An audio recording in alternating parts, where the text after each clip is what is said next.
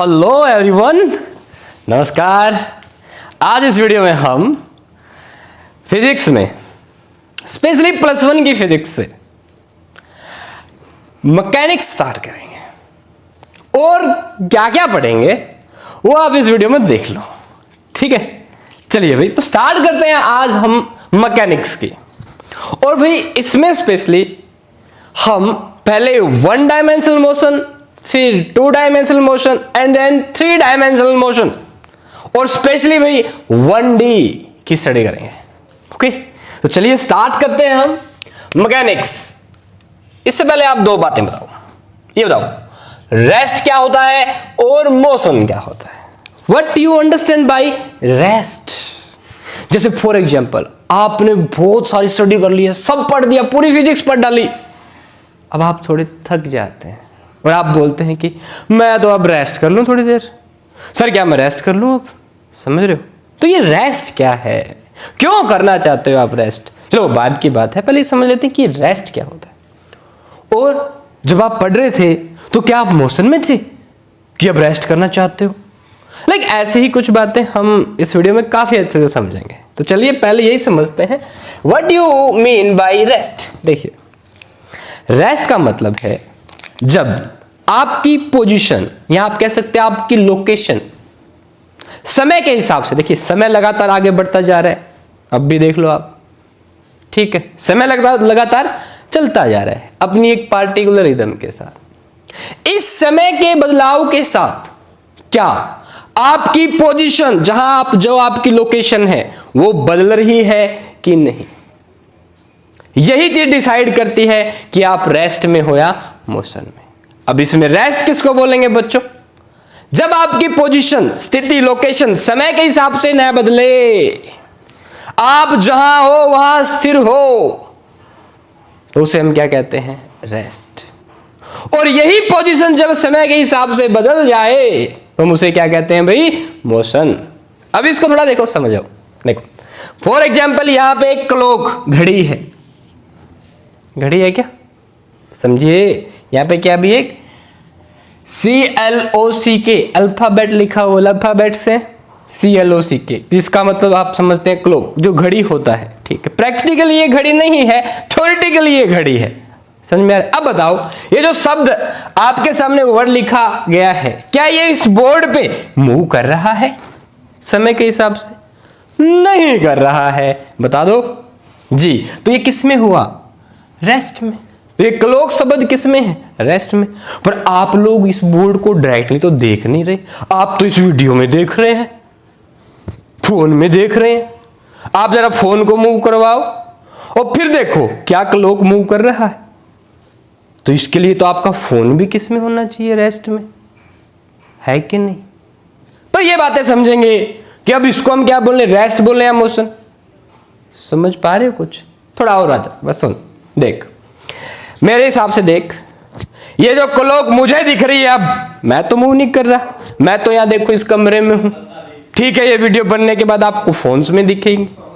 ठीक है, तो देखिए भाई, तो जो आपकी जो क्लॉक है, जो आपका ये जो वर्ड क्लॉक है आपके सामने, ये भी किस में है? रेस्ट में है। मैं भी देख रहा हूं इस बोर्ड के ऊपर ये क्लॉक शब्द कहीं मूव नहीं कर रहा है, बिल्कुल समय के हिसाब से ये इसी पोजीशन पे है। ठीक है, तो यही घटना, यही कंडीशन क्या कहलाती है अभी? रेस्ट। और यही क्लॉक भाई मान लो यहां से उठाता और ये क्लॉक ऐसे मूव कर रहा होता तो किस में आ जाता? मोशन में। फिर से समझिए, ये हाथ मैंने यहां रखा, देखिए अब ये किस में है? रेस्ट में। बोलिए है कि नहीं? क्या इस हाथ की लोकेशन इस बोर्ड के हिसाब से चेंज हो रही है? नहीं हो रही। क्या समय के हिसाब से बदल रही है? नहीं। जहां पे ये है वहीं पे है, ये रेस्ट में है, बिल्कुल। तो ये कंडीशन इस हाथ की, जब ये नया मूव कर रहा हो टाइम के हिसाब से, अपनी उसी लोकेशन पे रहे जिस पे ये है, यही कंडीशन कहलाती है रेस्ट। आया मोशन समझते हैं? ये देखो, क्या अभी ये हाथ इस बोर्ड पे मूव कर रहा है? क्या इस हाथ की पोजीशन बोर्ड के हिसाब से चेंज हो रही है? समय के हिसाब से ये बोर्ड के ऊपर क्या बदल रहा है क्या? जी सर, बिल्कुल। देखो अभी ये ऊपर जाएगा, अब ये नीचे आएगा। बोलिए, तो ये condition, this is known as motion. जब पोजीशन समय के हिसाब से बदले तो क्या कहलाती है भाई? मोशन। सुनिएगा, अब आपको क्लियर हुआ कि रेस्ट सर वो कंडीशन होती है किसी भी मटेरियल ऑब्जेक्ट, किसी भी बॉडी की, कोई भी ऑब्जेक्ट, कोई भी मैटर, एनी मटेरियल ऑब्जेक्ट्स की वो कंडीशन जिसमें उसकी पोजीशन या लोकेशन टाइम के हिसाब से नहीं बदलती है, तो वो कंडीशन कहलाती है भाई रेस्ट की कंडीशन। ठीक है, जब आप रेस्ट करना चाहते हैं, आप चाहते हैं नहीं मैं कहीं भागूंगा नहीं, मैं अपने बिस्तर पे, अपने चेयर पे रेस्ट करूंगा, अपने बेड पे आराम से सोऊंगा, तो क्या है? रेस्ट है।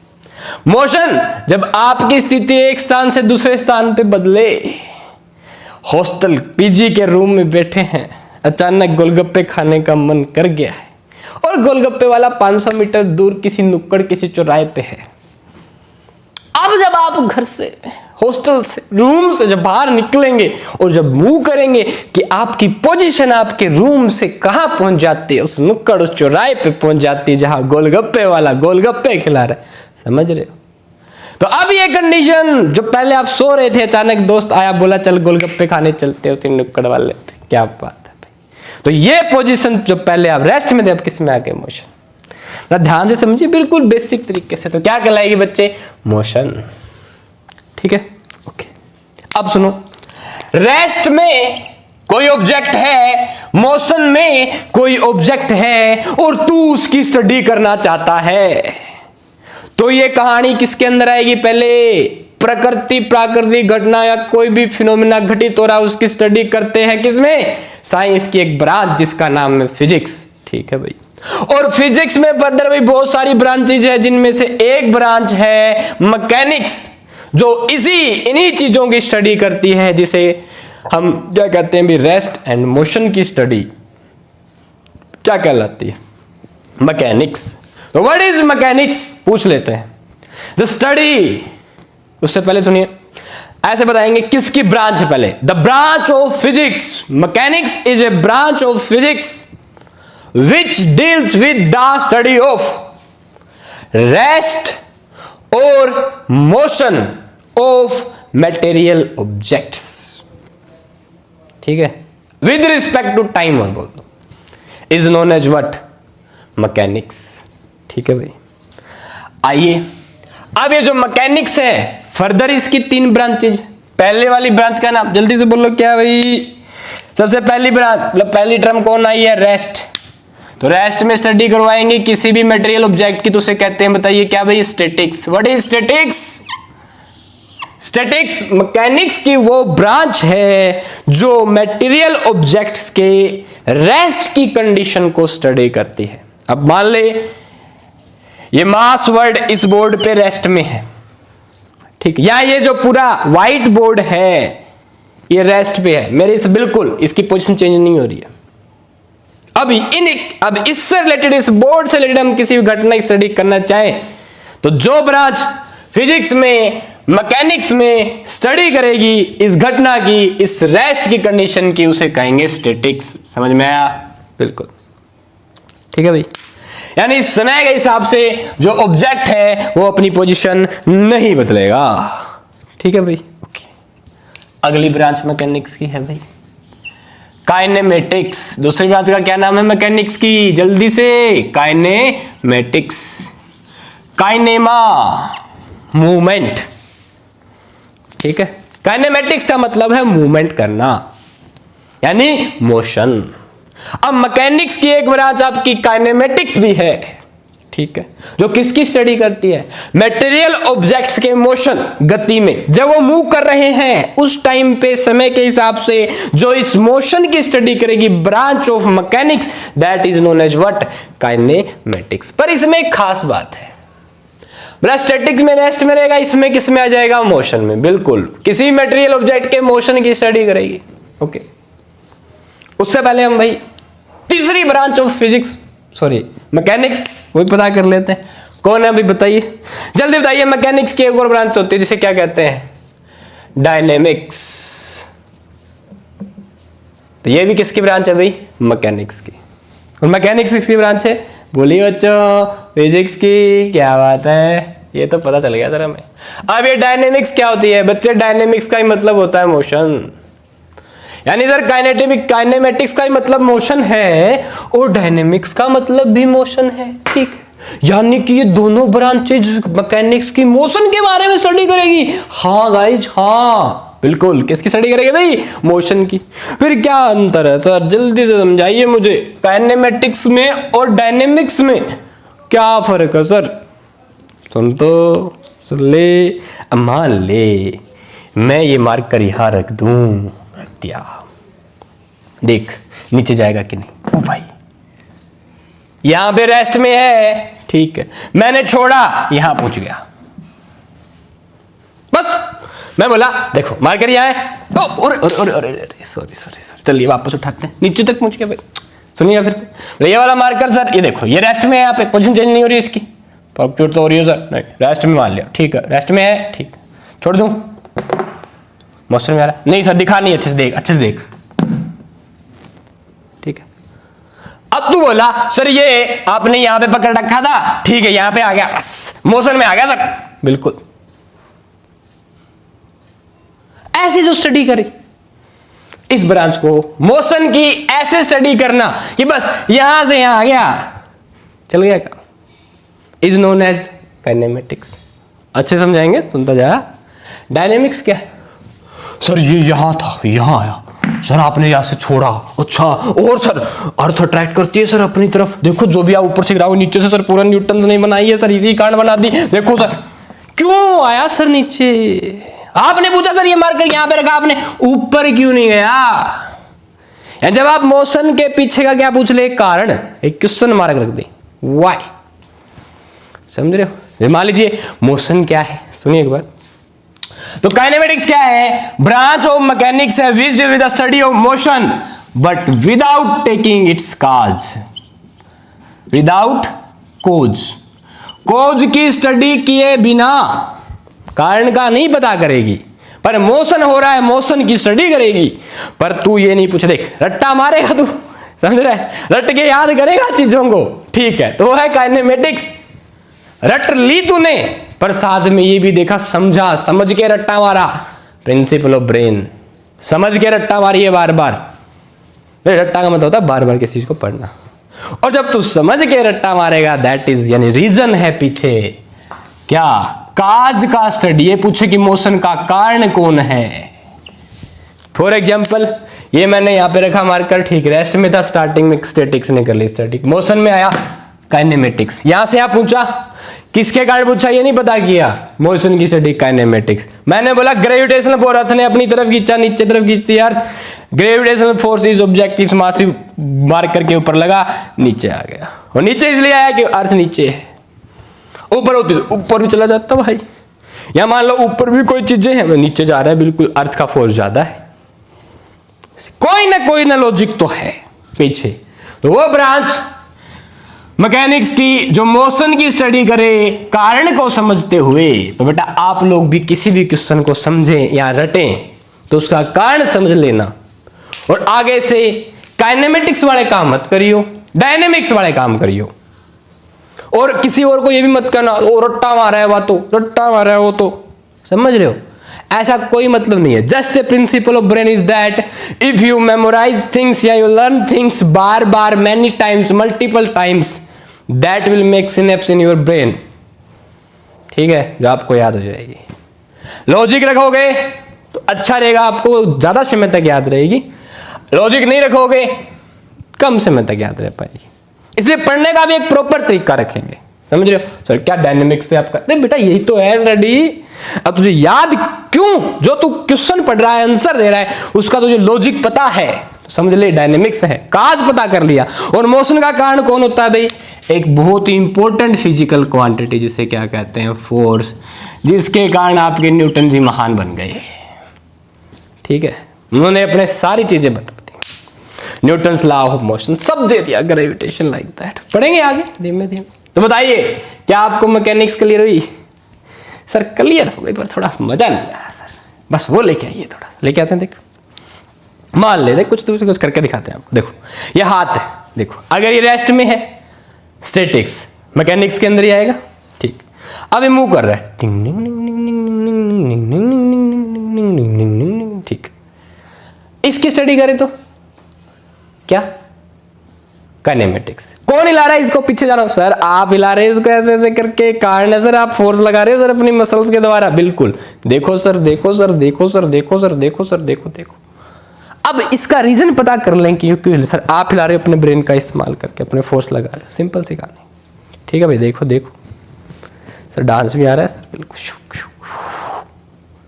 तो भाई सीधी सी बात है, 3 ब्रांच है मैकेनिक्स की। स्टैटिक्स रेस्ट पे स्टडी करेगी किसी भी मटेरियल ऑब्जेक्ट को, मोशन बिना कारण के काइनेमेटिक्स, मोशन की स्टडी करेंगे लॉजिक के साथ, दैट इज डायनेमिक्स। बहुत बढ़िया। चलिए भी नेक्स्ट अगली बात है, तो मैकेनिक्स निपट गई 3 ब्रांचेज में। रेस्ट एंड मोशन क्लियर हुआ, ठीक है। रेस्ट, बंदा रेस्ट पे, अब का कितने प्रकार का रेस्ट होता है वो तो हम बना ले फिजिक्स में, बस रेस्ट में तो रेस्ट सिंपल एक ही प्रकार का रेस्ट है बेटा। ओके नेक्स्ट, यानी एक्टिविटी स्टॉप हो गई, रेस्ट में आ गया। Okay next.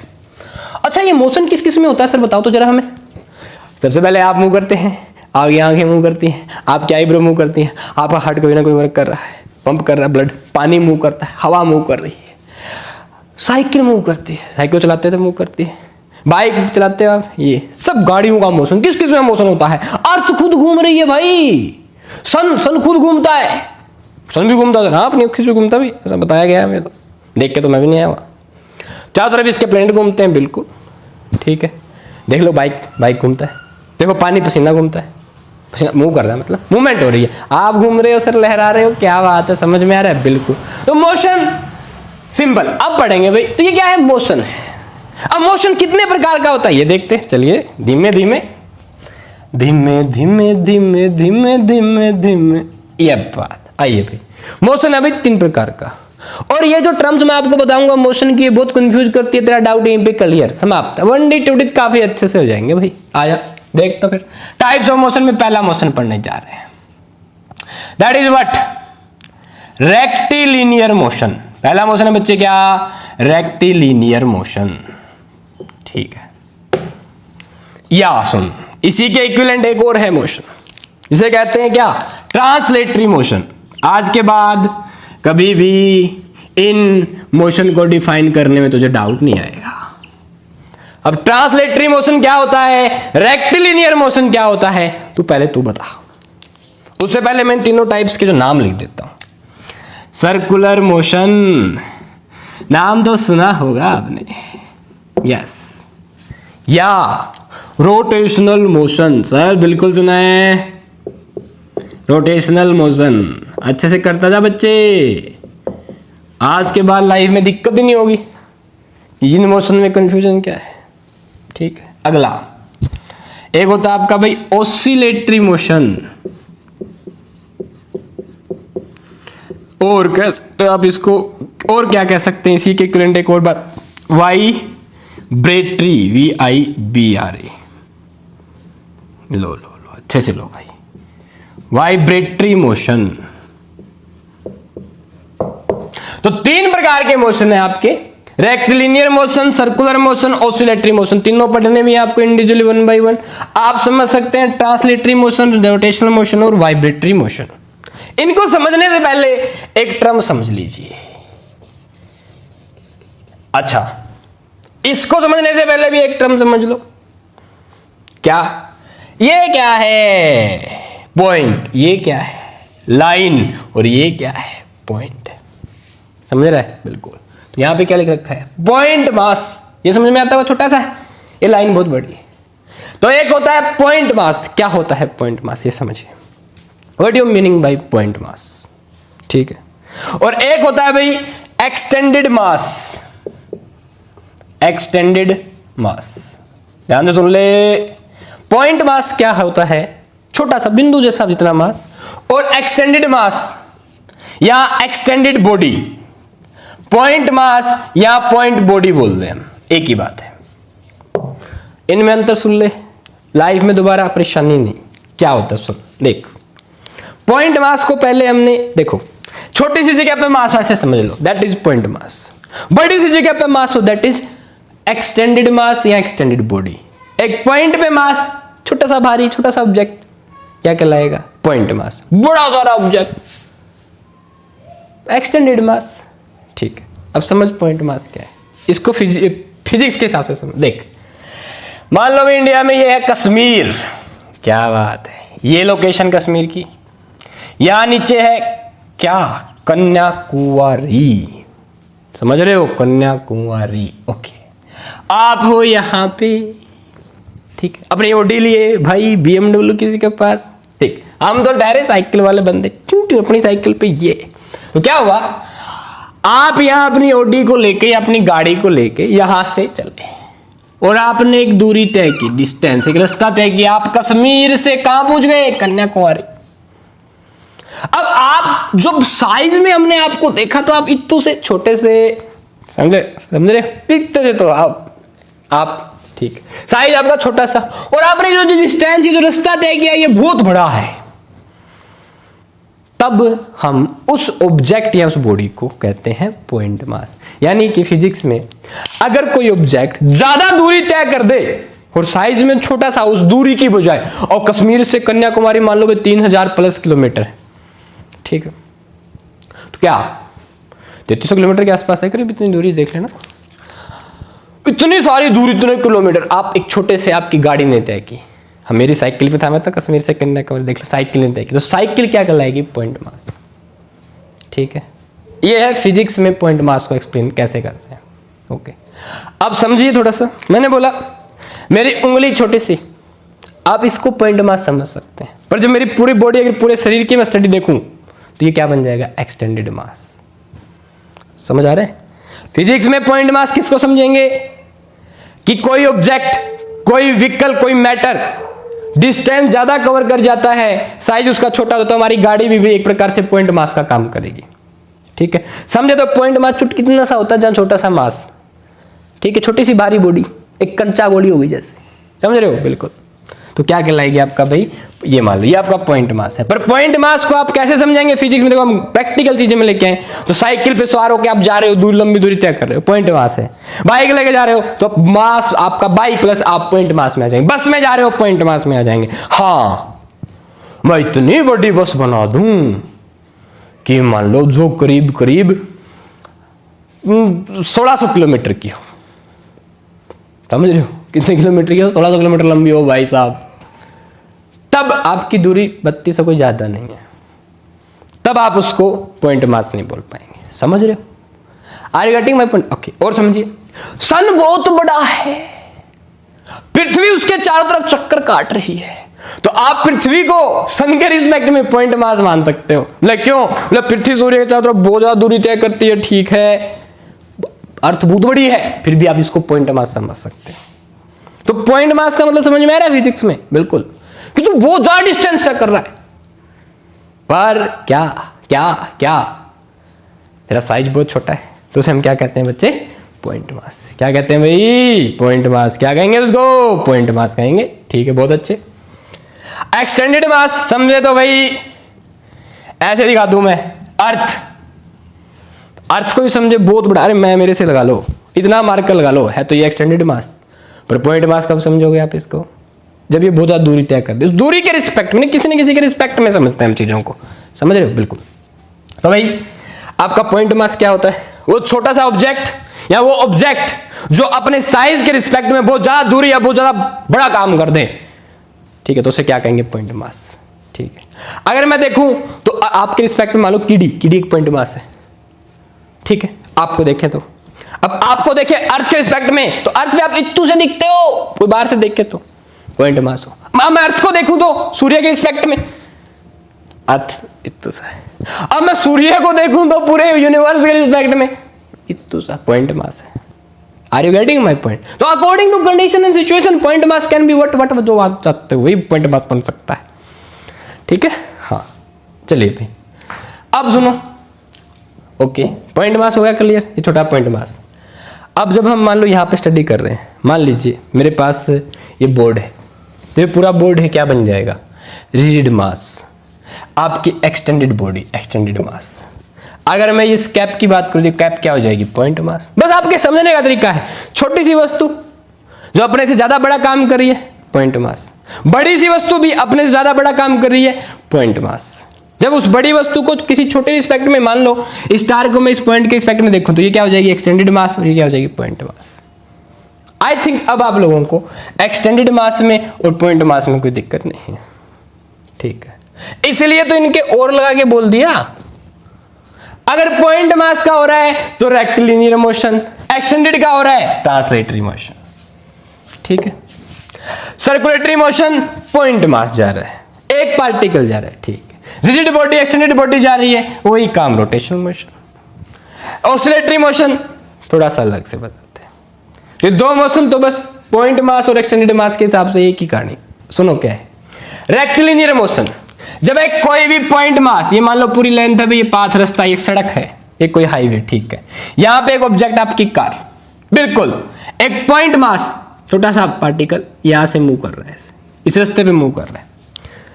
एक स्ट्रेट लाइन या लीनियर पाथ में motion of a point mass is known as what, rectilinear motion. The motion of a point mass, या आप डिफाइन करें तो मोशन क्या होता है, the condition in which a point mass changes its position with respect to time, then that motion of the point mass in this straight line कह सकते हो आप specially, is known as what, या coordinated system, coordinate system होता है हमारा, बताऊंगा अभी। इसमें जो मोशन होगा क्या कहलाएगा भाई, रेक्टिलिनियर मोशन, यानी पॉइंट मास का मोशन, ठीक। वहीं पे बहुत बड़ी बॉडी, इतनी बड़ी बॉडी, समझ रहे हो, ये जा रही है, तो लीनियर एक ही पाथ में एक स्ट्रेट लाइन में समझ लीजिए आप किसी एक्सटेंडेड बॉडी का motion is known as what, translatory motion. इसमें देखो क्या बात है भैया, जो ये आपकी एक्सटेंडेड बॉडी है, ऐसे बहुत सारे पॉइंट मास से बनी होगी।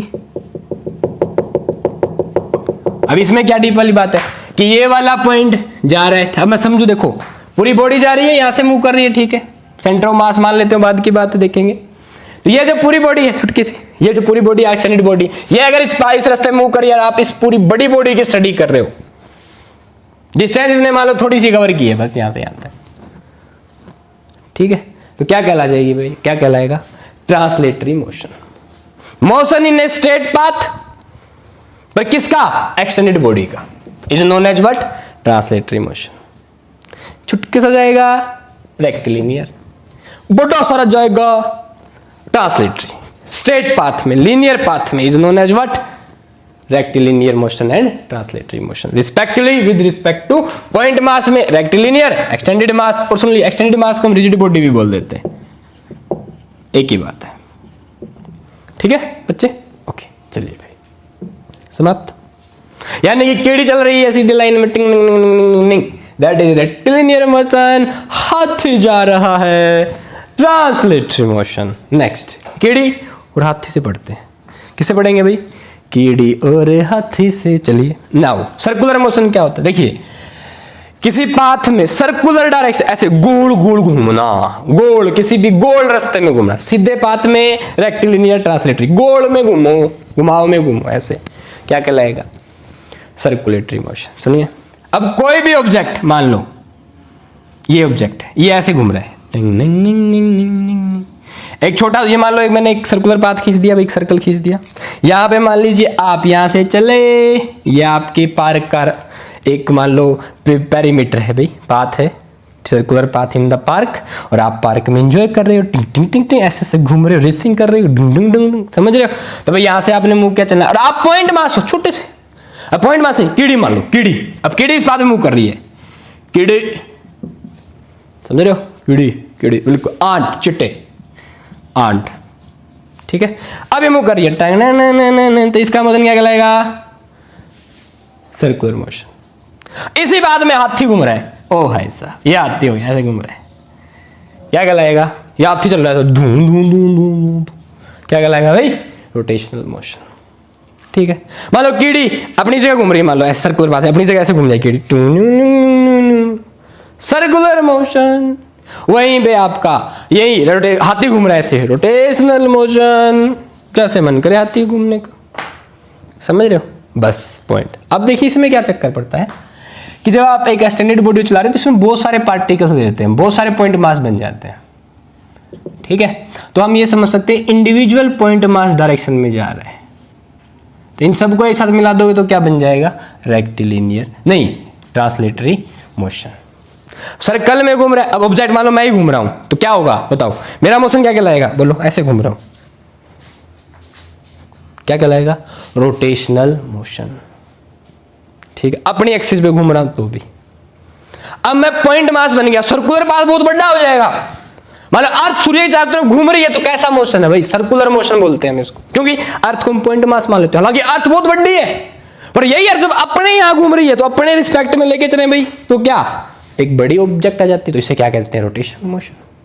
तो आपको कंफ्यूजन कहां आता है, कई बार देखते हो सर्कुलर मोशन लिख दिया, आप देखिए अर्थ बहुत बड़ी ऑब्जेक्ट है पर सूर्य के रिस्पेक्ट में ले रखा है, घूम रही है चारों तरफ, क्या कहलाएगा, सर्कुलर मोशन।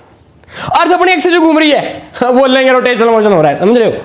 अब अर्थ को जो उसके रिस्पेक्ट में लेते बहुत बड़ा बन जाती है वो, बस समझने की बात है, छोटा सा पॉइंट है, समझ रहे हो जी। तो यानी कि आपको कोई मान ले धक्के से बोलते सर्कुलर मोशन रोटेशनल मोशन, एक ही बात है यार, पॉइंट की बात करके बोल देना सर्कुलर है, बड़े प्रोजेक्ट की बात करो रोटेशनल, समाप्त करनी, ठीक हो गया। तीसरा मोशन है, पता क्या है, ऑसिलेटरी मोशन। क्या होता है, ओ भाई आपने वो घड़ी देखी है घंटे में, डुंग आगे पीछे आगे पीछे, आपने देखा होगा भाई। मान लो ये एक पेंडुलम देखी आपने, टिंग झूला झूलते आप कभी, आगे देखो झूला झूलते हैं ना, झूले में आगे जाते हैं पीछे आ जाते हैं, आगे जाते हैं पीछे आ जाते हैं, आगे जाते हैं पीछे आ जाते हैं। This motion is known as what, oscillatory motion. यानी कि किसी भी जगह देखो, मान लो सीधी सी बात, अभी झूला रेस्ट में होगा, आप गए अभी झूला रेस्ट में पड़े, तो ये कहलाती है रेस्ट में झूले की, यहाँ पे टंगा हुआ है झूला, ये बैठने का सामान, ठीक है, दो साइड बना दी हमने, ठीक है, यहाँ बैठेंगे आप, गए आप, अब झूला किसमें है, रेस्ट में, तो कहीं ना जो ये पोजीशन झूले की होती है इसे कहते हैं मीन पोजीशन। क्या कहते हैं बच्चों, मीन पोजीशन।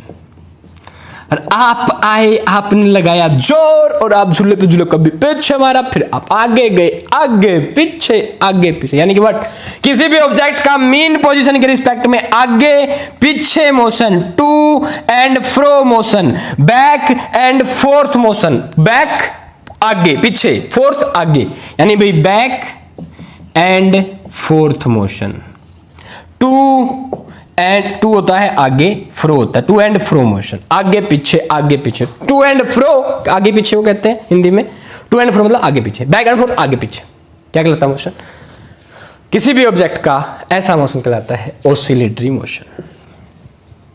अब देखिए आप झूले में जाते हैं तो करीब करीब भाई साहब इतनी दूरी तो तय करते हो, यानी कि करीब करीब मान सकते हैं हम कि आप 2 से 3 मीटर तो आगे जाते हैं, 2 मीटर के आसपास तो आगे पीछे जाते हैं, ठीक है। तो 2 से 4 मीटर एम्पलीट्यूड बड़ा है, 2 मीटर बहुत बड़ी, इतना देखो कम से कम 2 आज इतना जाते हो आप आगे पीछे झूले पे, आगे भी इतना और पीछे भी इतना, तो इसे क्या कहते हैं, ऑसिलेटरी मोशन। वहीं पे आपका टू एंड फ्रो मोशन हो पर थोड़ा सा, ये आपकी एनिमेशन कहां, आप यहां इतनी दूर तक जा रहे हो आगे पीछे, यहां से गए यहां वापस, यहां से गए आगे फिर पीछे आए, यहां गए आगे पीछे आए, वापस आ गए पोजीशन, मीन पोजीशन पे। तो ये कंडीशन हो जाएगी ऑसिलेटरी मोशन की, और ये कंडीशन भाई हो जाएगी किसकी, वाइब्रेटरी मोशन। यानी जब एम्पलीट्यूड बहुत छोटा सा हो, कई बार आप देख लो आप ताशड़े के टच कर देते हो, मतलब ठीक है बिकर जिसमें पानी रखा हुआ है, टक देखो सन्नाटा आ जाता है, वाइब्रेट करता हो, समझ रहे हो, तो वो क्या है आपका वाइब्रेटरी मोशन। और खास बात वाइब्रेटरी मोशन में फ्रीक्वेंसी बहुत ज्यादा होती है, स्पीड बढ़ जाती है, वाइब्रेटरी मोशन है। हाँ धीमे धीमे हो रहा है आगे पीछे, ये क्या होता है आपका ट्रांसलेटरी मोशन, ठीक है भाई, ओके। चलिए आपका oscillatory motion, vibratory motion, rotational, translatory, rectilinear, circular clear है। आई थिंक अब आप कभी नहीं भूलेंगे मोशन, ना दिक्कत होगी। एक आपने सुना होगा स्पिनिंग मोशन, बता देता हूं मैं कुछ और।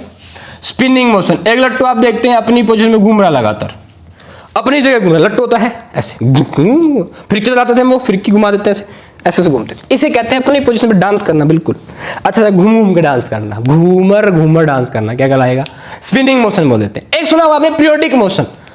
पीरियोडिक मोशन का मतलब होता है ऐसा मोशन जो एक निश्चित अंतराल, पीरियोडिक मोशन का मतलब होता है बच्चे ऐसा कोई भी मोशन जो एक निश्चित समय के बाद अपने आप को रिपीट करे, उसे कहते हैं पीरियोडिक मोशन, ध्यान रखना। ऑसिलेटरी का पीरियोडिक का चक्कर आएगा, वाइब्रेटरी पीरियोडिक का चक्कर आएगा, वो पढ़ेंगे ऑसिलेशन एंड वेव में, अभी के लिए इतना सही, ठीक है।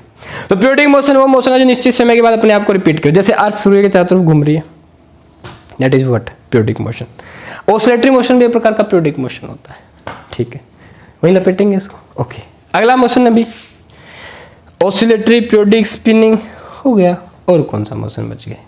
यही मोशन आपके, ठीक है। और जो भी, हाँ अरे मोस्ट इंपोर्टेंट मोशन बच गया भाई, simple harmonic motion, this is known as what? SHM, simple harmonic motion, जो ऑसिलेशन में पढ़ेंगे। इसमें खास बात है कि जब आपका जो फोर्स लगे वो डिस्प्लेसमेंट ऐसे हो, एक कंडीशन होती है पार्टिकुलर एसएचएम की, within a particular limit oscillatory क्या है? एसएचएम, समझ रहे हो? ठीक, ये डिस्कस करेंगे, ऑसिलेशन एसएचएम वेव पढ़ेंगे तब। ओके भाई, नाउ तो आपका ये जो मोशन को लेके जो भी कंफ्यूजन था, आई थिंक सो क्लियर हो गया। अगर क्लियर हो गया जल्दी से वीडियो को लाइक कर दीजिए भाई, और कमेंट कर दीजिएगा कि मेरा मोशन क्लियर हो गया, मुझे समझ में आ गया सर। ठीक, जो नया समझ में आया वो आप पूछ लीजिए कमेंट करके, ठीक है। अब सुनिए अगली बात, अगले टर्म में भी आपके लिए FOR। What is FOR? That is क्या भाई? Frame of reference. वीडियो अभी 37 मिनट पे, चलिए फ्रेम ऑफ रेफरेंस, FOR क्या होता है बात करते हैं अभी इसकी। मोस्ट इंपोर्टेंट टॉपिक कंसेप्ट जो डाउट बना रहता है, frame of reference, what is meaning? देखिए, अब कोई भी चीज मूव कर रही है तो आप हमेशा उसको रिलेट करके बताते हो कि किसके रिलेट में, किसके रिस्पेक्ट में मूव कर रही है। अब देखना, जो चीज रेस्ट में होगी उसी को भी मैं मोशन में दिखा दूंगा आपको, पक्का श्योरिटी के साथ, ठीक है। हाँ, किसके रिस्पेक्ट में रेस्ट में बताऊंगा, किसके रिस्पेक्ट में मोशन में बताऊंगा, वही आपका क्या होगा? Frame of reference. अब ये फ्रेम ऑफ रेफरेंस क्या है, किससे बना होता है? तो ध्यान दीजिएगा, ये बना है आपकी दो चीजों से, एक तो कोऑर्डिनेट सिस्टम से और एक आपकी क्लॉक घड़ी से। तो फ्रेम ऑफ रेफरेंस में दो मेन चीजें होती हैं भाई, कोऑर्डिनेट एक्सिस या कोऑर्डिनेट सिस्टम कह सकते हो, जो कोऑर्डिनेटेड एक्सिस से बनता है, और एक आपकी क्लॉक घड़ी, एक प्रकार से समय, टाइम, किसी भी घड़ी से देख रहे हो टाइम का आगे किस तरह से चलना, 1 सेकंड 2 सेकंड 3 सेकंड 4 सेकंड के समय के हिसाब से कोऑर्डिनेट एक्सिस को मानना, दोनों मिला के बनाती है फ्रेम ऑफ रेफरेंस, ठीक है। अब बात करेंगे कोऑर्डिनेट सिस्टम किससे बनाता है भाई, तो सीधी कहानी है कोऑर्डिनेट एक्सिस से। अब कोऑर्डिनेट एक्सिस ये क्या है? कोऑर्डिनेट एक्सिस बहुवचन, सिंपल होता है एक वचन, AXIS, ठीक है। तो कोऑर्डिनेट एक्सिस कौन कौन होती है? हम कहते हैं X axis, Y axis, Z axis. Sir मैं तो बचपन से पढ़ता आया हूं, क्या देखो ये मैं बोलता हूं सर एक्स एक्सिस, और इसको बोल देता हूं वाई एक्सिस, बहुत बढ़िया, यही एक्सिस है बेटा, बिल्कुल। और ये है ओरिजिन, टेन। तो ओरिजिन के रिस्पेक्ट में ये आपकी एक्स एक्सिस और वाई एक्सिस क्या बनाती है बच्चों?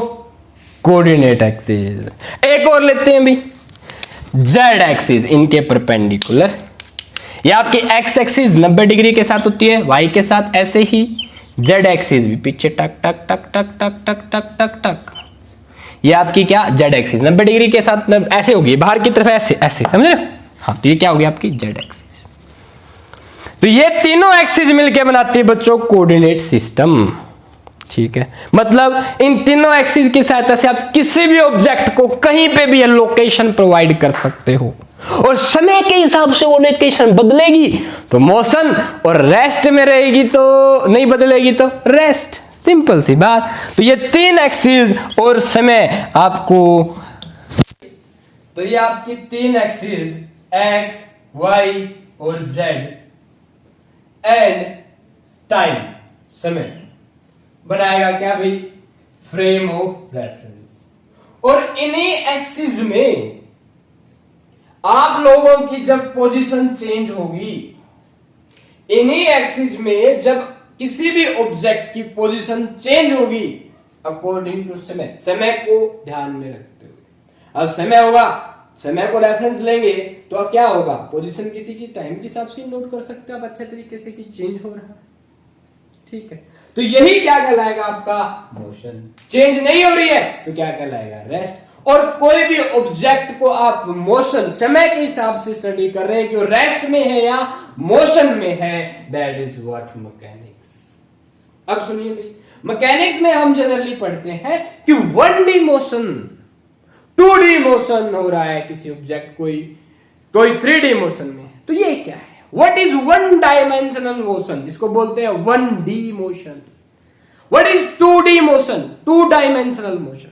What is 3D motion? 3 dimensional motion. तो देखिए, सुनिएगा, ध्यान से सुनिएगा। देखिए, अब आपकी एक्स एक्सिस है इंडिविजुअली आपकी वाई एक्सिस है और इंडिविजुअली आपकी जेड एक्सिस है, जिनको आप कुछ ऐसे मान सकते हैं। कमरे में लंबाई मान लो, ये ऐसे मान लो, मैंने कमरे में लंबाई ऐसे, लंबाई,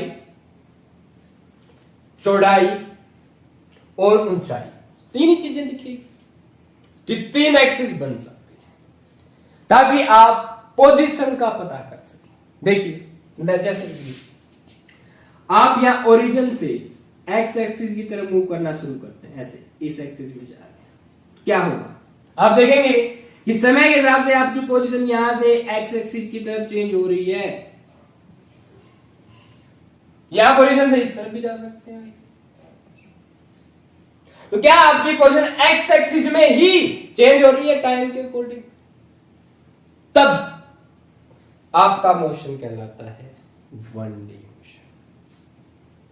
समझिए, बोले अगर इन तीनों एक्सिस में से किसी भी एक एक्सिस के अलोंग आपकी पोजीशन ओरिजिन को ध्यान रखते हुए चेंज हो रही है, यानी आप ओरिजिन को समझ रेफरेंस मानते हुए आप यहां से इस एक्सिस की तरफ चल रहे हैं, ओनली एक्स एक्सिस, चाहे आप इस तरफ जाए ओरिजिन से या इस तरफ जाए। ओरिजिन के लेफ्ट हैंड साइड जाएंगे तो हम चीजें एक्स एक्सिस में नेगेटिव लेते हैं, तो माइनस एक्स एक्सिस होती है भाई, और ओरिजिन से प्लस की तरफ इस तरफ जाएंगे एक्सिस, तो प्लस एक्सिस कहलाएगी। क्या कहलाएगी? Plus axis. तो एक एक्स एक्सिस है वो ओरिजिन से इस तरफ वैल्यू हमें नेगेटिव देती है, ओरिजिन के राइट साइड हमें वैल्यू पॉजिटिव देती है। ध्यान दीजिएगा, ठीक है? ये राइट हैंड साइड मानते हैं, ये क्या है? Left hand side. अपनी देखें तो वैसे ये लेफ्ट हैंड साइड होती है, ये क्या होती है? Right hand side. Right hand इस तरफ, तो बोर्ड पे देखेंगे ये लेफ्ट बन गया, ये क्या बन गया? राइट। तो ऐसे कुछ माप रहे, ठीक है? तो ये डाउट भी क्लियर हो गया। एक बार मुझे कंफ्यूजन आता था कि लेफ्ट हैंड साइड कैसे मानूं, राइट साइड? तो ऐसे लिखना बोर्ड की तरफ देख के, तो इस तरफ लिखेगा वो राइट और इस तरफ लिखेगा वो लेफ्ट, ठीक है? तो ओनली अलोंग एक्स एक्सिस अगर आपकी पोजीशन समय के हिसाब से चेंज हो रही है, तो then that motion is known as 1D motion along X axis. अब मान लो मैं कह दूं भाई X axis, only X axis लोग चेंज हो रहा है, वाई और जेड के लोग नहीं, ठीक है? अब मैं बोला आप भाई ओरिजिन से क्या था? ऊपर की तरफ जा रहे हो, तो ओरिजिन से ये रिस्पेक्ट में आपकी पोजीशन चेंज हो रही है, ऊपर की तरफ समय के हिसाब से बढ़ता जा रहा है। समय जैसे जैसे बढ़ेगा ऊपर की तरफ बढ़ते जा रहे हैं, या ओरिजिन से नीचे की तरफ आ सकते हैं। हमें पता है भाई वाई एक्सिस को ओरिजिन से ऊपर हम मानते हैं प्लस वाई, ओरिजिन के नीचे मानते हैं माइनस वाई, ठीक? अब अकेले आप प्लस वाई में चल रहे हो या माइनस, अब ओनली केवल इस वाई के लोग चल रहे हो, ना एक्स में जा रहे हो ना वाई में, आपकी पोजीशन चेंज हो रही है ना एक्स के हिसाब से ना वाई के साथ। इसको आप ऐसे समझ सकते हैं, अगर कोई भी एक्स के लोग जा रहे हैं तो वाई और जेड 0, कोई भी लोग वाई के लोग जा रहे हैं तो एक्स और जेड 0, कोई भी जेड के लोग जा रहा हो तो भाई क्या आपकी एक्स और वाई कितनी हो जाएगी? 0, ठीक है? अब मान लो आप अकेले वाई में जा रहे हो, अकेले एक एक्सिस में जा रहे हो, तो आप कहलाएंगे 1D मोशन। आप अकेले और मैं कह दूं वाई ओनली जेड एक्सिस में जा रहे हो, आपको नया मतलब एक्स में, एक्स के हिसाब से आपकी पोजीशन चेंज हो रही है, न वाई में जा रहे हो आप, ओनली जेड में जा रहे हो, यानी तीनों एक्सिस में से आप किसी भी एक एक्सिस के लोग आपकी पोजीशन चेंज हो रही है, तो हम कहते हैं इसको 1 डायमेंशनल मोशन। क्या कहते हैं बच्चों? इसको 1 डायमेंशनल यानी 1D मोशन। और क्या क्या पैरामीटर्स आएंगे 1D मोशन में चेंजअप के? जैसे भाई डिस्टेंस हो गई, डिस्प्लेसमेंट हो गई, स्पीड हो गई, वेलोसिटी हो गई, मोमेंटम हो गई, एक्सेलरेशन हो गई। सिंपल। ये जो आपकी कुछ ऐसी टर्म्स हैं, एक प्रकार से फिजिकल क्वांटिटीज हैं, जिनको आप 1D में स्टडी करेंगे, ठीक है? अकेला एक डायरेक्शन में मोशन की स्टडी क्या कहला जाएगा? आपका 1 डायमेंशनल मोशन, ठीक है? अब किसी भी एक एक्सिस के लोग आपका मोशन हो रहा है 1D मोशन, अब उसमें आपके मोशन की कुछ विशेषताएं, कुछ फिजिकल क्वांटिटीज वहां से पढ़ लेंगे और आपका मोशन कंप्लीट हो जाएगा, ठीक है? ऐसे भी आप क्या करें, एक्स और वाई इन दो एक्सिस के लोग मान लो आपकी पोजीशन चेंज हो रही है, समय के हिसाब से आप वाई में भी चेंजअप शो कर रहे हैं और एक्स में शो कर रहे हैं, या मैं कह दूं आप एक्स वाई में कर रहे हैं, ठीक? या मैं कह दूं क्या भाई वाई और जेड के हिसाब से आपकी पोजीशन चेंज हो रही है, एक्स के हिसाब से कांस्टेंट है, या मैं कह दूं एक्स और जेड के हिसाब से चेंज हो रही है पर वाई के हिसाब से क्या है, कांस्टेंट। यानी अगर आपने कोई भी दो एक्सिस इस्तेमाल कर ली या किन्हीं भी दो एक्सिस के लो आपकी पोजीशन चेंज हो रही है तो हम उसे कहते हैं two dimensional motion. X Y के लो तो जेड के हिसाब से कोई फर्क नहीं पड़ेगा, या वाई जेड के लो या भाई जेड एक्स के लो, अगर आप लोगों की पोजीशन चेंज हो रही है तो आप किसमें कहलाएंगे, कोई भी मटेरियल ऑब्जेक्ट एक्स वाई दोनों एक्सिस के हिसाब से बदल रहा है अपनी पोजीशन तो क्या कहलाएगा, 2D मोशन। तो उस ऑब्जेक्ट का मोशन क्या कहलाएगा भाई, टू डायमेंशनल मोशन। ऐसे अगर मैं कह दूं तीनों एक्सिस के लोग किसी भी ऑब्जेक्ट की क्या पोजीशन चेंज हो रही है, एक्स के लोग भी, वाई के लोग भी, जेड के लोग, that motion is known as what बच्चों, 3 डायमेंशनल मोशन। ठीक है, अब ओरिजिन से आप इस तरफ plus axis minus X axis plus Y axis minus Y axis plus Z axis बाहर की तरफ और माइनस जेड एक्सिस प्लेन के अंदर की तरफ लोग, ये मान लो यहाँ पे ओरिजिन से अंदर की तरफ माइनस जेड एक्सिस बाहर की तरफ प्लस जेड एक्सिस लेते हैं। ठीक, तो इस तरीके से भी आपका जो फ्रेम ऑफ रेफरेंस है जहां जनरली कंफ्यूजन आता है बच्चों को, ये आपका कर लेगा। थोड़ी और समझेंगे बात। तो फ्रेम ऑफ रेफरेंस के हिसाब से भी आप लोगों का 1 डायमेंशनल 2 डायमेंशनल और 3 डायमेंशनल मोशन होता है। ठीक है, अब सुनिए ध्यान से कि कैसे आप रेस्ट में होते हुए भी मोशन में हो और मोशन में होते हुए भी रेस्ट में हो, ये कहानी समझेंगे। फॉर एग्जाम्पल देखिए, आपको सुबह सुबह मम्मा आई, आपको स्कूल जाते हैं with via your school bus. ठीक है, तो मम्मा साथ में आपके, आप और मम्मा आए, आप बस में चढ़े, आपके फ्रेंड्सों को, आपके दोस्तों को आपने देखा, आप खुश भी हो गए। ठीक है, बैठ गए, मम्मा नीचे देख रही है आपको, ये सिनेरियो हर रोज होता है। या आप लोग बस स्टैंड पे हैं, बस आएगी, फिर आप इसमें सवार होंगे, अपने स्कूल या कॉलेज में जाएंगे। ठीक है, या ऑटो में मान लो जैसी सिचुएशन। ठीक है, या खुद बाइक ले लो, खुद बाइक पे स्टार्ट करते हैं बस को लेकर। तो बस में आप चढ़ गए, ठीक, आपने देखा आपके दोस्त सीट्स पे बैठे हुए हैं, आप खड़े हो, आप भी जाके झट से सीट पे बैठ गए। ठीक, अब आपकी बस चली, मम्मा ठीक वहीं रह गए घर पे ही अपने। ठीक है, वापस घर जाना मम्मी को, तो मम्मी थोड़ी ना आपके साथ स्कूल में चलेगी, बोलो है कि नहीं, बिल्कुल। अब क्या हुआ देखो, मम्मी ने देखा कि आपकी बस चली गई, मतलब आपकी पोजीशन घर से चेंज हो गई स्कूल की तरफ, मतलब आप में मोशन आ गया। ठीक, और आपने देखा मम्मी तो पीछे रह गई है स्कूल में, और अब तो मैं स्कूल जाऊंगा। ठीक है, जाते ही सर फिजिक्स पढ़ूंगा, केमिस्ट्री पढ़ूंगा, बायो पढ़ूंगा, मैथ भी पढ़ूंगा सर। ठीक है, तो आप बस में, और बस आप देखते हैं गांव के या शहर जहां भी जा रहे हो, आपकी पोजीशन लगातार ग्राउंड अर्थ के रिस्पेक्ट में लगातार चेंज हो रही है। ध्यान दीजिएगा, थोड़ा समझिए। अब आपने अपने दोस्तों की तरफ देखा, मम्मी तो आपकी दूर छूट जाती, रह जाती है घर पे ही, और आप आ जाते हो आगे, बस मूव कर जाती है। ठीक, अब आपके फ्रेंड्स, तो आप देखते हैं कि आपकी पोजीशन मम्मी के रिस्पेक्ट में चेंज हो गई, यानी कि आप मोशन में आ गए। मम्मी के रिस्पेक्ट में आप मम्मी को देखेंगे, मम्मी देख रही है ओह चला गया, मतलब आप मोशन में आ गए, आपकी पोजीशन बदल गई, आप एक स्थान दूसरे स्थान पर आ गए। इसे ही कहते हैं हम क्या, मोशन। अब आपने अपने दोस्त को देखा, आप इस सीट पे बैठे, आपकी दोस्त समझ रहे हो या फ्रेंड आपके पास बैठी है या बैठा है, वो उसको देखो बोस, क्या वो रेस्ट में है आपको देख के, हाँ यस, आपका फ्रेंड या फ्रेंड आपकी किस में है भाई, रेस्ट में। आप उसके रिस्पेक्ट में रेस्ट में हो, वो आपके रिस्पेक्ट में रेस्ट में, क्योंकि आप दोनों की पोजीशन चेंज नहीं हो रही। पर बाहर से अगर मम्मी को देखेंगे तो भाई मम्मी की पोजीशन आपके रिस्पेक्ट में चेंज हो रही है, आपकी पोजीशन मम्मी के रिस्पेक्ट में चेंज हो रही है कि नहीं हो रही, बिल्कुल। तो गौर से देखना, आप जब बस में हैं तो अपने फ्रेंड के लिए अगर आप रिस्पेक्ट फ्रेम ऑफ रेफरेंस आपको आपके फ्रेंड को मान लें तो आप किस में होंगे, रेस्ट में,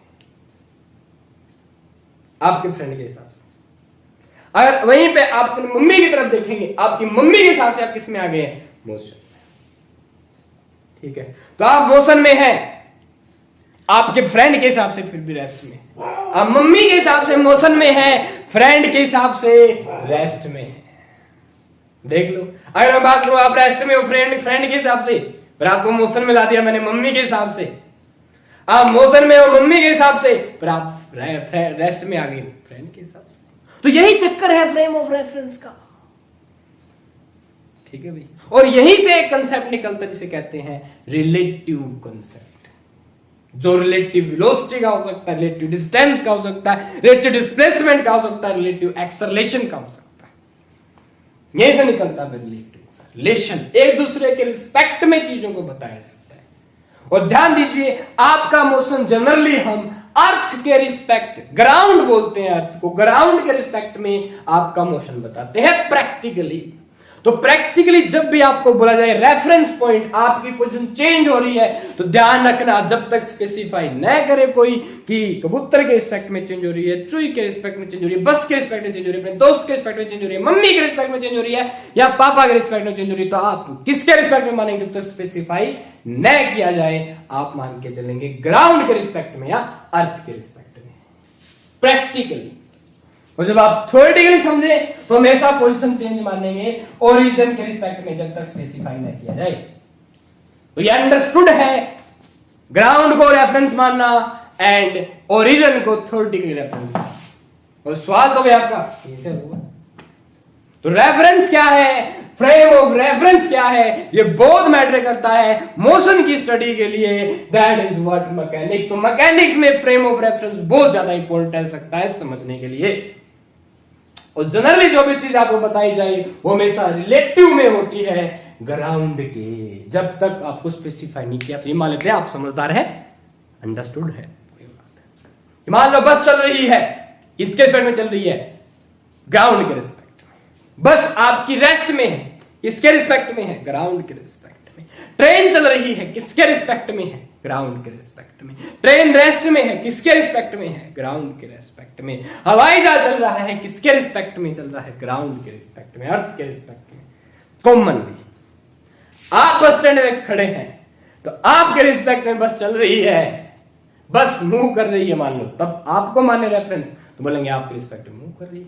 आप खुद बस में हैं, आपके रिस्पेक्ट में बस रेस्ट में है, पर ग्राउंड के रिस्पेक्ट में कि बस तो ग्राउंड पे मूव कर रही है। समझ रहे? सिंपल सी कहानी। ये थी भी कहानी किसकी? फ्रेम ऑफ रेफरेंस की। अब 1D के एग्जांपल की बात कर लेते हैं। जैसे देखिए कैसे आप सोच रहे हो सर, कंफ्यूजन आता है, लंबाई चौड़ाई ऊंचाई तो हर जगह होगी, ठीक।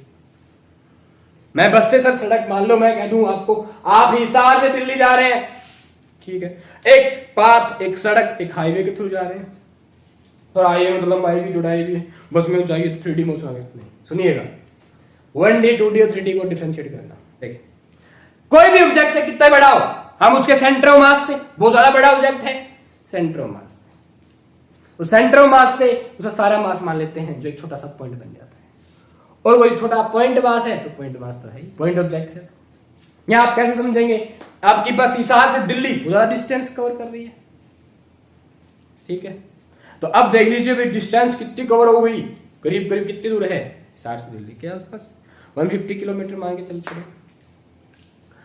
अब मान लो 200 किलोमीटर है आपको जहां जाना, दिल्ली की तरफ 200 किलोमीटर आप जा रहे हैं, छोटी सी बस, कितने मीटर की बस है?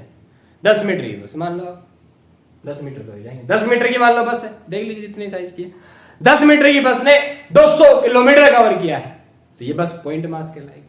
अब आप जिस एक सड़क पे जा रहे हो, एक हाईवे पे जा रहे हैं, तो वो केवल एक स्ट्रेट लाइन है, वो केवल एक एक्सिस है आपकी, और उस एक एक्सिस पे आपकी बस मूव कर रही है। इसी क्राइटेरिया को समझते हुए हम पूरा 1D पढ़ जाएंगे भाई, ठीक है। तो ये क्या होगा आपका 1 डायमेंशनल मोशन, बस जा रही है, समझ में आ रही है? तो ये 1D का एग्जांपल। अब कोई बाइक जा रहा है, कोई स्कूटर जा रहा है, कोई एरोप्लेन जा रहा है, कोई ट्रेन जा रही है, कोई बस जा रही है, व्हाटएवर, आपकी ऑडी जा रही है, आप BMW लेके जा रहे हैं, व्हाटएवर, फॉर्च्यूनर लेके जा रहे हो, समझ?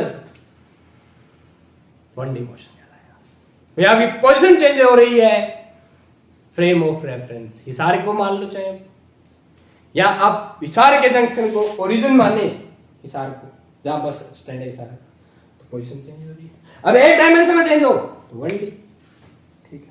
अब आपकी बस जब जाएगी तो वो डिस्टेंस कवर करेगी, डिस्प्लेसमेंट कितनी कवर करेगी, स्पीड क्या होगी, वेलोसिटी क्या होगी, उसकी मोमेंटम क्या होगी, उसके फोर्स कितना लग रहा है, किसने उसने वर्कडन कितना किया होगा, ये सब बातें हम अगली वीडियो में पढ़ेंगे, जिन्हें हम कहते हैं क्या, फिजिकल क्वांटिटीज, जिनको मापा जा सकता है। ये हमारी आगे वीडियो का टाइटल रहेगा। नेक्स्ट वीडियो में उसमें ही पढ़ेंगे, पर मैं अभी इसी वीडियो में आपको बता देता हूँ अगली वीडियो हम क्या पढ़ेंगे। सुन लो यार, फ्रेम ऑफ रेफरेंस के पहले तो हम 2 टाइप पढ़ेंगे, भी देखेंगे बाद में भी।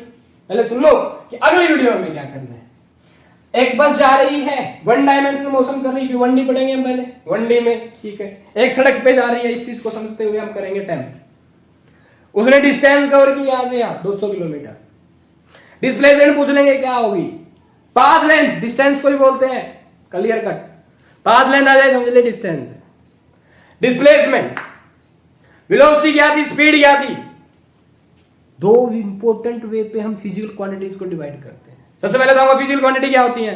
फिजिकल क्वांटिटी का type on the basis of direction and magnitude, यानी स्केलर्स यानी स्केलर क्वांटिटी, वेक्टर्स यानी वेक्टर क्वांटिटी क्या होती है, ये पढ़ेंगे भाई।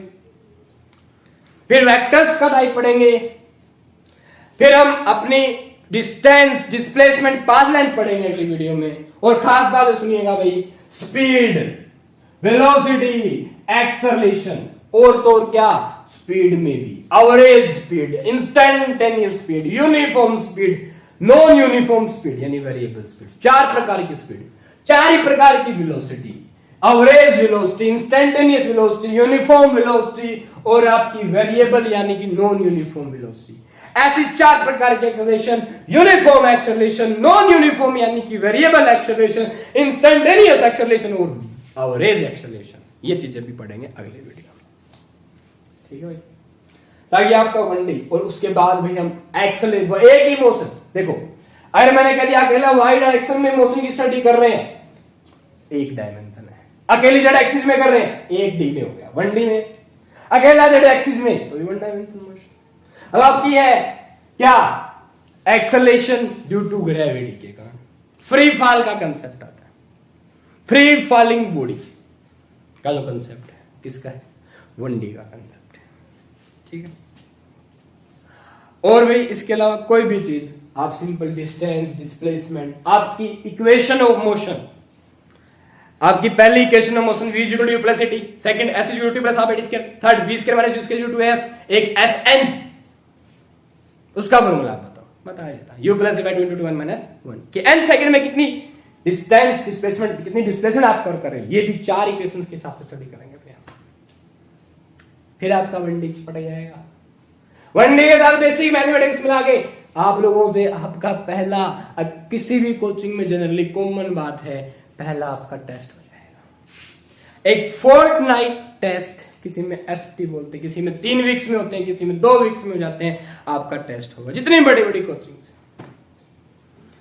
यहां मैं इतने क्वेश्चन कराऊंगा आपको 1D के लगा के। अगली वीडियो से शुरू करेंगे क्वेश्चन न्यूमेरिकल प्रैक्टिस। टेस्ट में एग्जैक्ट मिलेंगे आपको, एक आधा 5 की जगह 8 कर दिया तो कोई फर्क नहीं पड़ता है। चलिए भाई, ये सब अब हमारे अगली वीडियो का टॉपिक रहेगा। सही है, इसमें बता दिया तो ये अगली वीडियो जल्दी बनानी पड़ जाए, समझ रहे हो।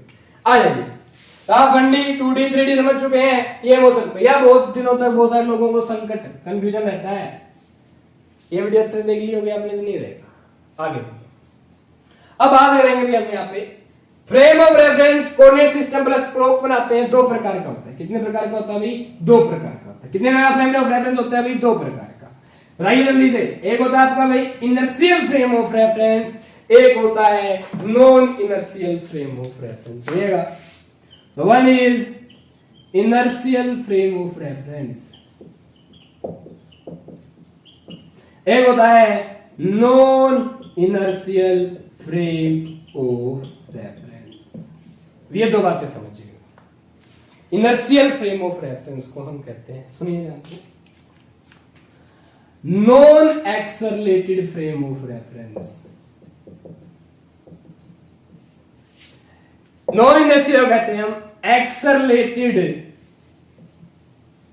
Frame of reference. सुनना ध्यान से। Rate of change of velocity होती है बच्चों एक्सेलरेशन। अब मान लो आपने कोई भी फ्रेम ऑफ रेफरेंस ले लिया अपनी मर्जी से, ठीक है, उसमें 3 कंडीशन हो सकती है। देखो क्या क्या। पहली कंडीशन कि जो आप फ्रेम ऑफ रेफरेंस मान रहे हैं वो रेस्ट में हो सकता है, मूव नहीं कर रहा, ठीक। दूसरा, वो आपकी यूनिफॉर्म वेलोसिटी या स्पीड से मूव कर रहा है, मान लो यूनिफॉर्म वेलोसिटी से मूव कर रहा है, या स्पीड बोलते हैं, एक ही बात है, बस डायरेक्शन का चक्कर है।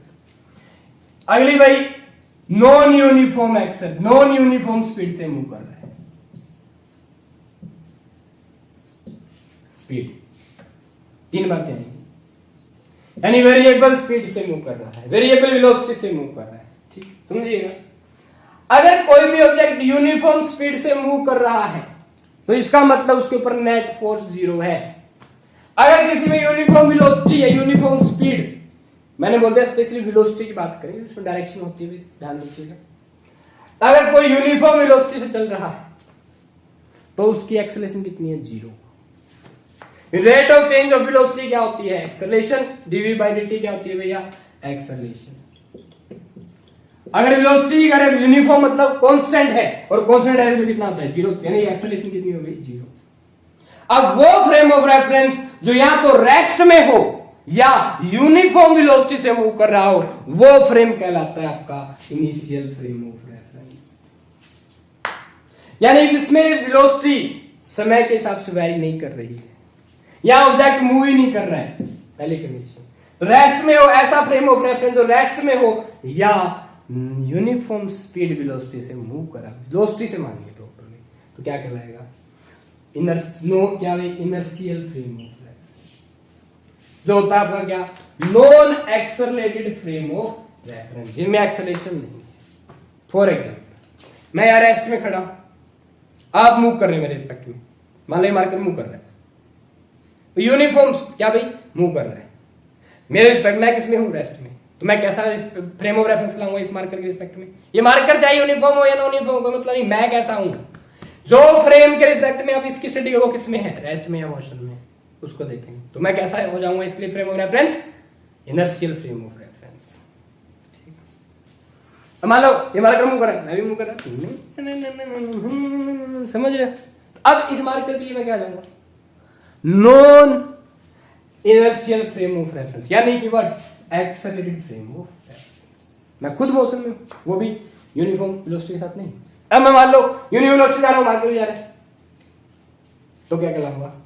Inertial frame of reference. ये तीन ही बातें होती है जो फिजिक्स में हमें कंसेप्ट है, ये बातें क्लियर नहीं होती ना, क्लियर नहीं होता कुछ। एक बार हम देख ले, इनर्शियल मतलब नॉन एक्सेलरेटेड, कंफ्यूज मत होना, एक्सेलरेशन 0 होती है इसमें। और वो फ्रेम ऑफ रेफरेंस जिसको हम ले रहे हैं उसमें एक्सेलरेशन 0, वहां पे भाई न्यूटन्स लॉ ऑफ मोशन अच्छे से अप्लाई होता है, mainly Newton's first law of motion. ये इंपॉर्टेंट है, आसानी से अप्लाई, यानी ओबे करता है Newton's first law of motion, केवल इनर्शियल फ्रेम ऑफ रेफरेंस में अच्छे से ओबे करता है।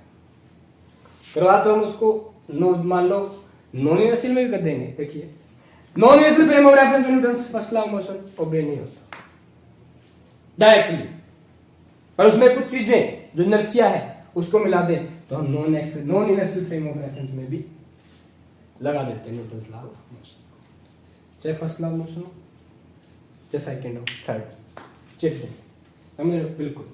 तो भैया आपका इनर्शियल फ्रेम ऑफ रेफरेंस वो होता है जो रेस्ट में हो या यूनिफॉर्म वेलोसिटी में हो, एक्सेलरेशन 0 हो उसकी, non inertial frame of reference, non accelerated यानी एक्सेलरेशन 0। अगर एक्सेलरेशन वेलोसिटी स्पीड कंफ्यूजन कर रही है ना, अगली वीडियो नहीं करेगी, चिंता मत कर, अच्छे समझाऊंगा, ठीक। तो non inertial frame of reference क्या होगा? एक्सेलरेटेड फ्रेम ऑफ रेफरेंस, ठीक है, वो एक्सेलरेशन में होगा। मैं नाच रहा हूं, मान लो यहाँ पे, कभी इस तरफ कभी उधर, अब कोई इस रिस्पेक्ट में क्या कर रहा है? मूवमेंट, मुझे फ्रेम ऑफ रेफरेंस मान रहा है और मैं यहाँ नाच कूद रहा हूँ, समझ रहे हो? वेलोसिटी चेंज हो रही है, कभी इधर कभी उधर, समझ रहे हो? बोलो है कि नहीं? तो क्या होगा? I will be non inertial frame of reference with respect to you। अगर किसी भी कोई भी मेटेरियल ऑब्जेक्ट इसके मोशन की स्टडी आप कर, आप लोगों के लिए क्वेश्चन है एक बड़ा सा छोटा सा, बताइए जो आपकी अर्थ है, ये मान लो अर्थ आ गई और ये तू बैठा, बड़ा अर्थ कैसा फ्रेम ऑफ रेफरेंस? फिर एक लोचा पैदा होगा, एक और कंफ्यूजन है तेरे दिमाग में, कंफ्यूजन है, सॉल्यूशन भी पता है, अब तुझे नहीं पता तो देख ले, देख आगे, देख क्या बात बोला, ये तू रेस्ट, अब तू देख गौर से देख, क्या धरती मूव करती हुई दिख रही है क्या तुझे? मैं मेरे मोशन स्टडी कर रहे हैं, आप भी यहाँ सामने खड़े हो, ठीक है, देखो मैं मूव कर रहा हूँ, ठीक है, मैं चाहता हूँ कि मैं तो अर्थ के रिस्पेक्ट में मूव करूँ, तो जनरली हम अर्थ को यानी ग्राउंड को फ्रेम ऑफ रेफरेंस मानेंगे। क्या मुझे दिखाई तो दे रही है चलते हुए? नहीं दिखाई दे रही, रेस्ट में ही है, घूमते हुए नहीं दिखाई दे रही है। तो जो आपका अर्थ है वो मेरे लिए एक क्या है? इनर्शियल फ्रेम ऑफ रेफरेंस, ठीक है। पर, बट, किंतु, परंतु मैं बाहुबली यानी कि मैं, समझ रहे हो कि ट्रिपल एस यानी कि मैं, क्या आप ही की बात कर रहे सर, आप मान लो, आप ही, आप, हाँ, सूर्य को देख रहा हूं, अर्थ पे सवार हो, मतलब आप अर्थ पे हो और अर्थ से बाहर किसी चीज को देखना चाहते हो, बाहर किसी ऑब्जेक्ट को अपने रेफरेंस में लेके चीजों उसके मोशन को बताना चाहते हो, तो तब तुम लेके चलो ये छोटा सा ग्राउंड नहीं, पूरी की पूरी अर्थ को, फिर आपकी पूरी की पूरी अर्थ बन जाएगी पॉइंट मास, आपके लिए है एक्सटेंडेड मास। तो मेरे रिस्पेक्ट में भी अर्थ किसमें है? रेस्ट में। मैं मानूंगा कि आपकी अर्थ क्या है? इनर्शियल फ्रेम ऑफ रेफरेंस में। मूवमेंट तो है नहीं, देख लो नहीं हो रही। पर अगर मुझे, आप बाहर स्पेस में चले गए, आप मुझे देख रहे हो, तो आप क्या समझेंगे कि मैं अर्थ के रिस्पेक्ट में क्या कर रहा हूं? मूव कर रहा हूं, क्योंकि आपको पता है अर्थ अपने एक्सिस पे घूमती है और सूर्य के चारों तरफ भी घूमती है। अगर हम प्रैक्टिकली नॉर्मली देखें, कोई कहते हैं आपको कि अर्थ बताइए कैसा फ्रेम ऑफ रेफरेंस है, तो बच्चे ध्यान रखना, नेचर क्या है अर्थ की, प्रकृति क्या है, अर्थ को ही देखो। अर्थ सूर्य के चारों तरफ चक्कर लगा रही है, तो अर्थ के बारे में पढ़ो बस केवल। तो अर्थ कैसा फ्रेम ऑफ रेफरेंस होगी बताओ? Non inertial frame of reference. Earth सूर्य के चारों तरफ चक्कर लगाती है, अपनी एक्सिस पे घूमती है, और सर्कुलर मोशन तो भाई एक्सेलरेटिव मोशन होता ही है, चाहे उसकी स्पीड कांस्टेंट हो। डायरेक्शन हमेशा बदलेगी तो डायरेक्शन वेलोसिटी बदलेगी, वेलोसिटी बदलेगी तो एक्सेलरेशन आएगी। ध्यान रखना, uniform circular motion is accelerated motion due to direction, magnitude के हिसाब से नहीं। पढ़ेंगे इनको स्केलर्स और वेक्टर्स में पढ़ेंगे अगली वीडियो में, चिंता मत करो। अच्छा, तो अर्थ की बात करें तो नेचुरली अर्थ क्या है? This non inertial frame of reference. बच्चे मुझे स्टडी करनी है यहाँ की आसपास, मैं कुर्सी को ऐसे उंगली से घुमा रहा हूँ काल की तरह, घड़ी को ऐसे उड़ा उड़ा फेंक रहा हूँ, लाइट को ऐसे कर रहा हूँ, मोबाइल को उड़ा के रख दिया ऐसे, तो मेरे रिस्पेक्ट में कोई अर्थ है ना, ज्यादा कोई वेलोसिटी मूवमेंट दिखाई शो नहीं कर रही है कि मूव करती हुई दिख रही है कि मेरे से नीचे निकल गई अर्थ, नहीं, रेस्ट में है, प्रैक्टिकली रेस्ट में लग रही है होती दिख रही है, देखो रेस्ट में काम मूव करती है, क्या अर्थ चल रही है, मैं तो आगे जा रहा हूँ या पीछे जा रहा हूँ। तो इस कंडीशन को मानते हुए हम क्या कहते हैं कि अर्थ किसमें अभी रेस्ट में, और हम अर्थ को क्या मान के चलते हैं? Inertial frame of reference. समझ में आ रही है? क्या मान के चलते हैं भाई? इनर्शियल फ्रेम ऑफ रेफरेंस, यानी कि non accelerating frame of reference. और हमारे जितने भी इक्वेशन ऑफ मोशन है उनको लगा देते हैं, चपक से आंसर निकाल देते हैं, क्वेश्चन में ये आएगा, नीट में पूछ लेते हैं किसी एग्जाम में, दैट्स ऑल, आंसर दे आप। और जब आपकी स्टडी बाह्य प्लेनेट के हिसाब से, किसी दूसरे प्लेनेट के हिसाब से देखोगे, तो आप मोशन में, तब आप कहलाओगे किसमें? एक्सेलरेटिव फ्रेम ऑफ, यानी non inertial frame of reference. इसको आप ऐसे समझ सकते हैं, आप अर्थ यानी बस में, बस मान लो अर्थ है, आप अपने घर पे, यानी बहुत सारी अर्थ होगी, बस को रिस्पेक्ट मान लिया हमने, बाहर मम्मी है बस के, आपको चढ़ा दिया बस में, यानी आपको अर्थ में चढ़ा दिया। अब मम्मी देख रही है कि तू बस में जा रहा है, तो अर्थ में घूम रहा है, समझे? क्या अर्थ में जा रहे हैं मतलब अर्थ में घूमना मान ले, बस के अंदर है, मूवमेंट कर रहा है, तो बाहर वाले लोगों के हिसाब से आप किस में आ जाओगे? मोशन में। तो आप किस में माने जाओगे? Non inertial frame of reference. Mummy भी क्या बन जाएगी तुम्हारे लिए? Non inertial frame of reference, यानी मम्मी रेस्ट में जरूर है, और आप अगर अलग अर्थ ये प्राणी हो गए, तो ये जो अर्थ है आपको मूव करते हुए दिखेगी, यानी स्पेस के रिस्पेक्ट में कोई भी ऑब्जेक्ट स्पेस का बाहर का है, earth is non inertial frame of reference, accelerated frame of reference. But यहीं पे थ्योरी ऑफ रिलेटिविटी आई, ध्यान से समझिए, नोबेल प्राइज मिला उनको, बिल्कुल इन्हीं बातों को समझिए, यही तो रिलेटिविटी, रिस्पेक्ट में, एक दूसरे रिस्पेक्ट में कैसे बताते हैं चीजों को। इसका भी एग्जांपल दूंगा, आगे समझो। तो इनर्शियल फ्रेम ऑफ रेफरेंस अर्थ होती है विद रिस्पेक्ट टू एस, एक छोटे से एरिया में हम स्टडी कर रहे हैं, तो आप आसानी से अर्थ को इनर्शियल फ्रेम ऑफ रेफरेंस मानते स्टडी कर सकते हैं, then Newton's law of motion आसानी से होगा। ठीक है, ओके। अब अगली बात समझिए, आपको बोल दिया गया कि आप मोशन देखिए कैसे स्टडी कर रहे हैं। फॉर एग्जाम्पल कोई भी चीज आप ग्राउंड के रिस्पेक्ट में मान लीजिए ये आपका ग्राउंड है, ये आपको ग्राउंड के रिस्पेक्ट में आप ग्राउंड के ऊपर ही पूरा ग्राउंड है, पूरा ब्लैक बोर्ड मान लो ग्राउंड है आपका, ठीक। आप यहाँ पे 5 मीटर पर सेकंड की दर से चल रहे हो आगे की तरफ, ए मान ले आप, ठीक है, आई माने मैं मान लेता हूं एम, मैं, ठीक है, ओके। मैं चल रहा हूं इसी तरफ 3 मीटर पर सेकंड से, ठीक है। गौर से सुनो, बताओ क्या अगर मैं बात करूं नीचे क्या है आपका ग्राउंड, ये पूरा ब्लैक बोर्ड, बताओ ब्लैक बोर्ड के रिस्पेक्ट में एम कितने स्पीड से चल रहा है? 3 मीटर पर सेकंड। क्या उसकी पोजीशन चेंज हो रही है? बिल्कुल। और ये ग्राउंड किसमें है? रेस्ट में। तो frame of reference this M is what? Inertial frame of reference. Remove तो नहीं कर रहा, ठीक। नाउ ये वाला ए अगेन ग्राउंड के रिस्पेक्ट में कितनी वेलोसिटी चल रहा है, कितनी स्पीड से चल रहा है? 5 मीटर पर सेकंड से जा रहा है, ठीक। क्या ग्राउंड मूव कर रहा है? नहीं कर रहा। तो ए का जो फ्रेम ऑफ रेफरेंस ग्राउंड है वो क्या होगा? Inertial frame of reference. Simple सी बात है, इसी कंसेप्ट से समझ में आ जाए इनर्शियल फ्रेम ऑफ रेफरेंस। आगे देखो आप क्या समझ रहे हो कि फ्रेम ऑफ रेफरेंस में इनर्शियल फ्रेम ऑफ रेफरेंस क्या है और non inertial frame of reference क्या है। और ये भी मान ली मैंने, मान लो भाई एक्स एक्सिस, ये एक्स एक्सिस है इसके लिए भी और ये एक्स एक्सिस है इसके लिए भी, ठीक है। एक्स एक्सिस में जाएगा, ठीक है।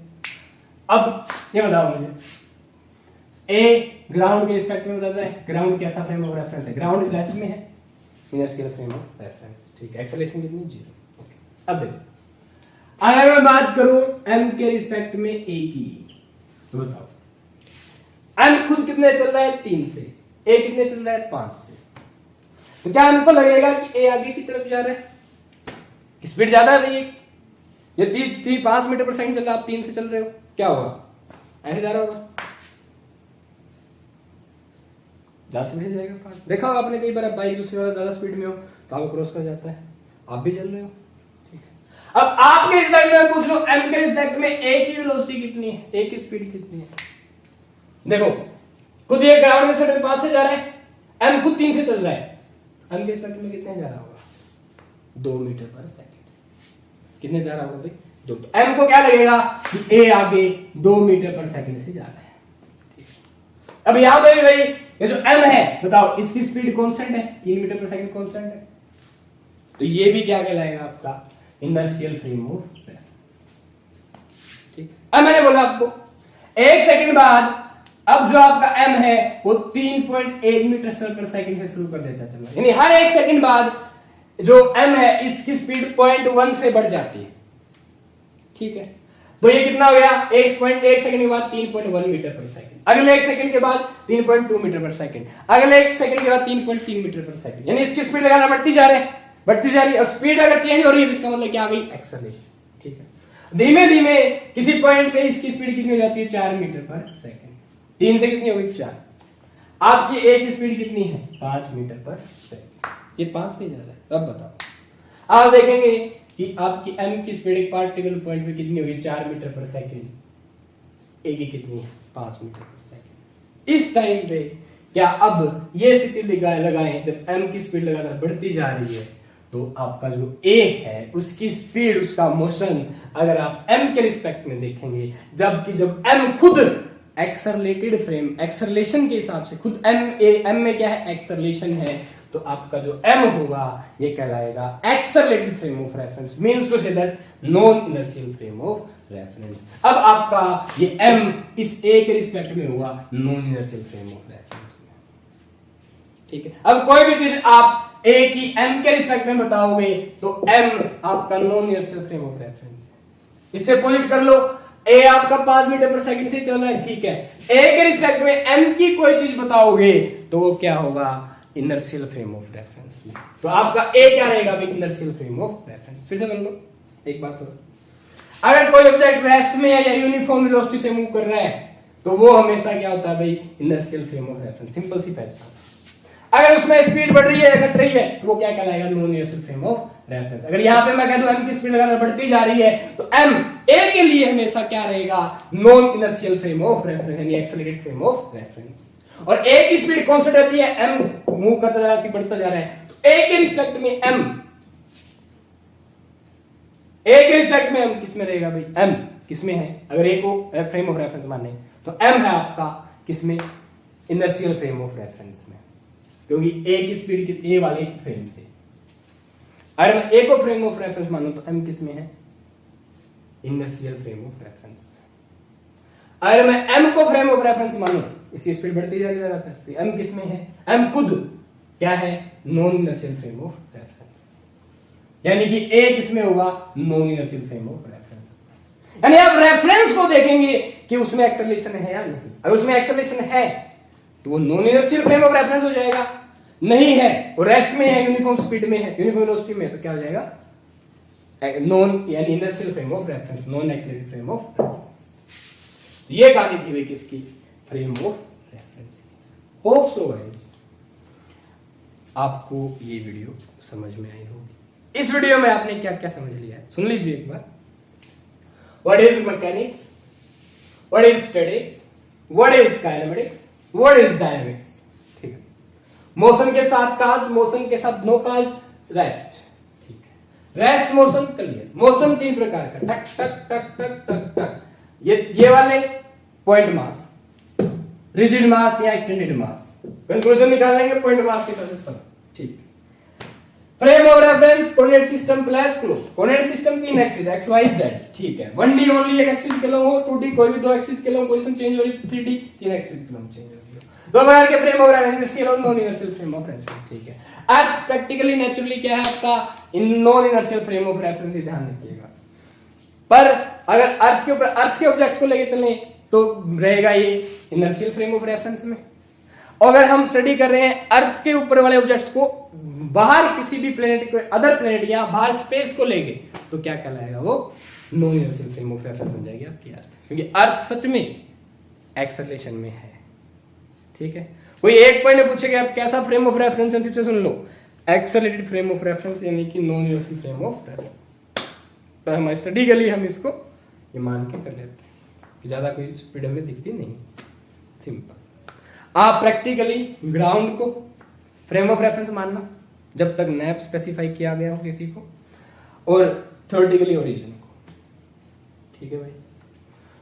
तो आप लोगों को मैकेनिक्स की ये फर्स्ट वीडियो जो कि आपकी 1D के लिए सबसे इंपॉर्टेंट वीडियो होगी, सच में आई थिंक अगर आपने ये चीजें समझ ली है दोस्तों तो आप बहुत सारी चीजें समझ चुके हैं, ठीक है। तो यही था भाई हमारा आज का 1D 2D और 3D मोशन के बारे में एक्सप्लेनेशन।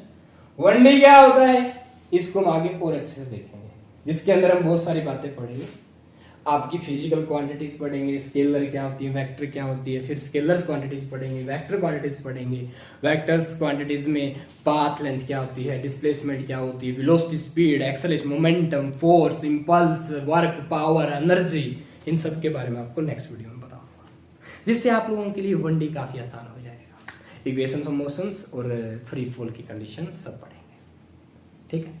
तो होप सो गाइस आपको ये वीडियो काफी समझ में आ गई है। अगर आपको वीडियो समझ में आई, वीडियो को लाइक कीजिए, हमारे चैनल को सब्सक्राइब कीजिए, अपने दोस्तों के पास बताइए, और ध्यान दीजिए भाई आपको जो भी मैं वीडियोस पढ़ा रहा हूं ना, इनकी मैंने प्लेलिस्ट चैनल में बना दी है, यहाँ बना देता हूँ, तो आप प्लेलिस्ट में से आसानी से कर सकते हैं, ठीक है। All the best.